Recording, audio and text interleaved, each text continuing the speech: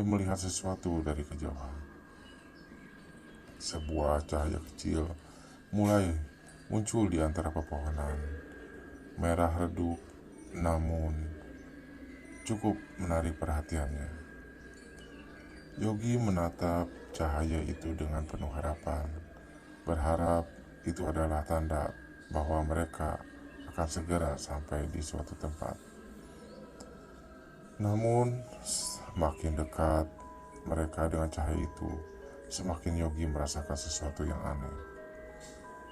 Cahaya itu tidak memancarkan kehangatan, melainkan kedinginan yang menusuk tulang.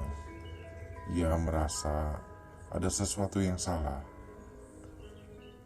Ketika bis akhirnya berhenti, Yogi melihat apa yang terjadi sumber cahaya itu. Sebuah altar batu tua yang dikelilingi oleh pohon-pohon keramat yang berumur ratusan tahun. Di atas altar terdapat lilin-lilin yang menyala dengan cahaya merah redup. Di sekeliling altar berdiri sekelompok orang yang mengenakan pakaian serba hitam. Mereka tampak sedang melakukan ritual aneh. Mereka melantunkan mantra-mantra yang tidak jelas yang ia tidak bisa pahami, dan mengayunkan tangan mereka dengan gerakan yang aneh. Yogi tahu bahwa ia telah memasuki tempat yang berbahaya, tempat yang tidak seharusnya ia datangi, tempat yang dikuasai oleh kekuatan jahat. Supir bis menoleh ke arah Yogi. Wajahnya yang pucat dan kosong kini tampak lebih mengerikan. Ia tersenyum, senyum yang kejam dan mengerikan. "Selamat datang. Kamu sudah sampai di tujuanmu," supir bis itu dengan suara serak. Yogi tahu bahwa malam ini akan menjadi malam terburuk dalam hidupnya. Malam yang akan merubah hidupnya selamanya, atau bahkan mengakhirinya. Ia terjebak dalam dunia yang tidak ia kenal, dunia yang penuh dengan kegelapan dan misteri, dunia yang dikuasai oleh kekuatan jahat. Ia harus menemukan cara untuk keluar dari tempat itu. Ia harus menyelamatkan dirinya sendiri. Namun, ia tahu bahwa itu tidak akan mudah. Kekuatan yang menguasai tempat itu sangat kuat. Ia tidak tahu apakah ia mampu mengalahkannya. Semua yang ia tahu hanyalah bahwa ia harus berjuang. Ia harus bertahan. Jika tidak, ia akan menjadi bagian dari kegelapan itu selamanya. Yogi berusaha memberontak, mencoba membuka pintu bis, namun pintu itu terkunci rapat. Ia mencoba memecahkan jendela, namun jendela itu seolah terbuat dari baja yang tidak bisa ditembus. Ia terperangkap di bis itu tanpa bisa melarikan diri. Namun, penumpang lain di dalam bis tetap diam, tidak menunjukkan tanda-tanda kehidupan. Mereka seperti boneka-boneka yang dikendalikan oleh kekuatan jahat. Yogi merasa semakin sendirian dan putus asa. Supir bus melangkah turun dari bus. Mendekati altar, ia memberikan hormat kepada sekelompok orang yang sedang melakukan ritual. Mereka menyambut supir bis dengan senyuman sinis. "Dia membawa persembahan," kata salah satu dari mereka dengan suara serak. Yogi menyadari bahwa dialah yang dimaksud dengan persembahan itu.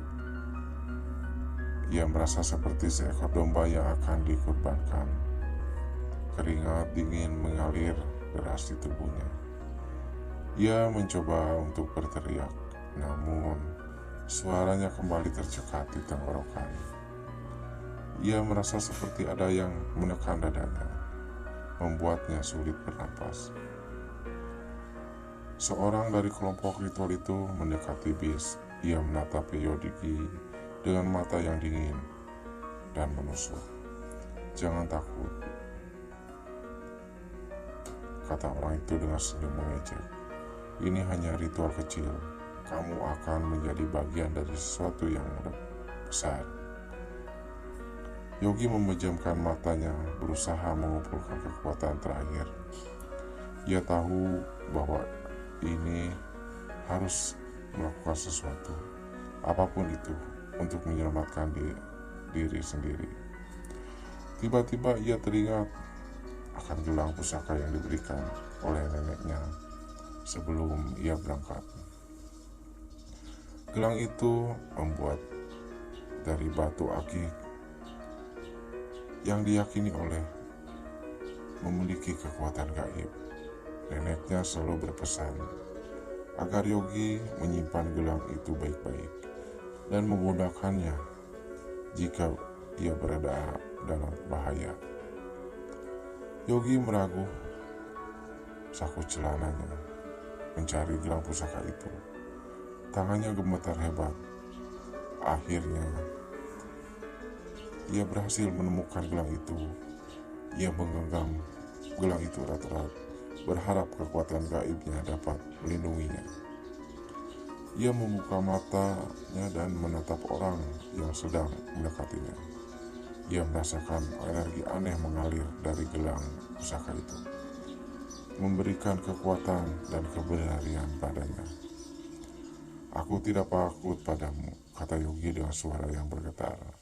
"Aku akan melawanmu."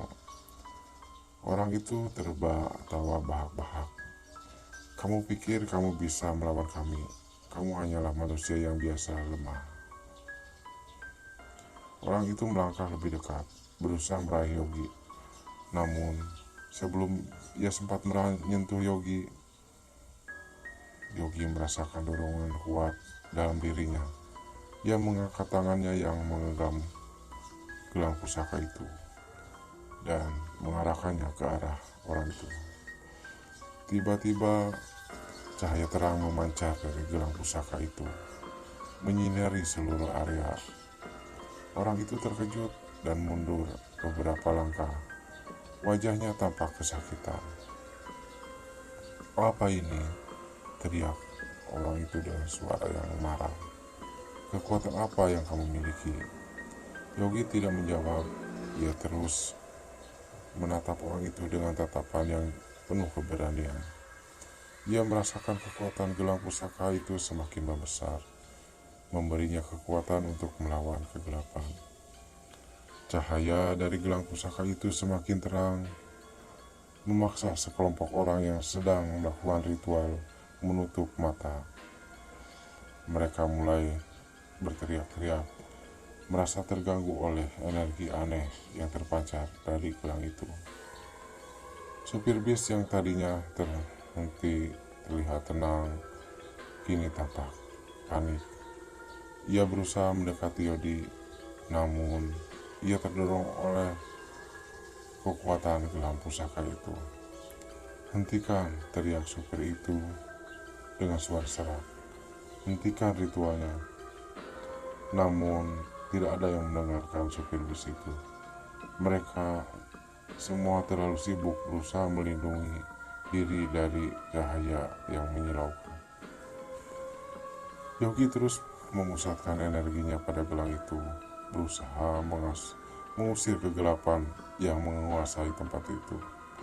Ia merasakan tubuhnya semakin kelelahan, namun ia tidak menyerah.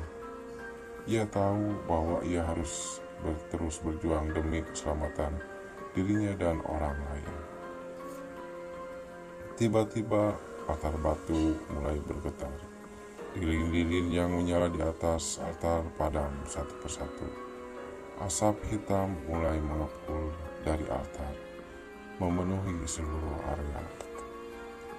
Seorang dari kelompok ritual itu berteriak, "Ritualnya gagal, kedaulatan kita melemah." Orang itu mulai panik, berusaha melarikan diri. Namun mereka terjebak oleh asap hitam yang tebal. Yogi merasakan kekuatan gelang pusaka itu semakin membesar. ia melihat asap itu mulai menghilang, terurai oleh cahaya terang yang terpancar dari gelang itu.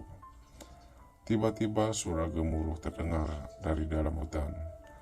Pohon-pohon keramat mulai bergoyang hebat. Angin kencang bertiup, menebangkan dedaunan dan ranting-ranting. Kemudian Yogi terlihat sesuatu yang menakjubkan. Sosok neneknya muncul di hadapannya, berdiri di tengah cahaya terang. Neneknya tersenyum dengan lembut, menatap Yogi dengan penuh kasih sayang. "Kamu berhasil, nak," kata neneknya dengan suara yang menenangkan. "Kamu telah mengalahkan kegelapan." Yogi terharu, ia merasa seperti beban berat telah terangkat dari pundaknya. Ia tahu bahwa ia tidak sendirian.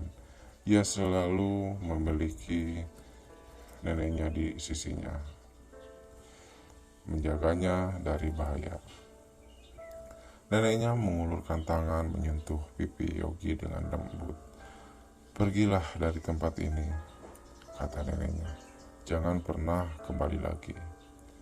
Yogi mengangguk.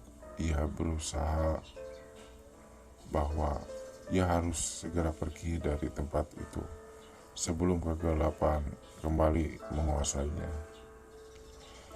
Ia menoleh ke arah supir bis yang kini tampak tergeletak lemas di atas tanah. Ia menutup wajah supir bis itu dengan tatapan penuh iba. Ia tahu bahwa supir bis itu hanyalah korban dari kekuatan jahat. Kemudian ia menoleh ke arah penumpang lain di dalam bis. Mereka mulai terbangun satu persatu. Wajah mereka tampak bingung dan ketakutan. "Apa yang terjadi?" tanya salah satu penumpang dengan suara gemetar. "Kita sudah aman," jawab Yogi dengan senyum tipis. "Kita harus segera pergi dari tempat ini." Yogi berjalan menuju kursi pengemudi, berusaha menghidupkan mesin bis. Setelah beberapa kali mencoba, mesin bis akhirnya menyala. Ia menghela napas lega. Ia kemudian mengemudikan bis keluar dari hutan, kembali ke jalan tol. Kegelapan yang tadinya menyelimuti jalan tol kini telah menghilang, digantikan oleh cahaya pagi yang menyinari. Penumpang yang tampak terkejut dan lega, mereka saling berpandangan. Mereka berusaha memahami apa yang telah terjadi. "Apa yang terjadi semalam?" tanya salah satu penumpang dengan suara penasaran. Yogi tidak tahu bagaimana menjelaskan. Ia tidak tahu apakah mereka akan percaya padanya atau tidak. "Aku juga tidak tahu," jawab Yogi akhirnya. "Yang aku tahu hanyalah kita harus bersyukur karena kita masih hidup." Perjalanan menuju Bandung dilanjutkan dengan tenang. Yogi mengemudikan bis, berusaha melupakan semalam mengerikan yang ia alami.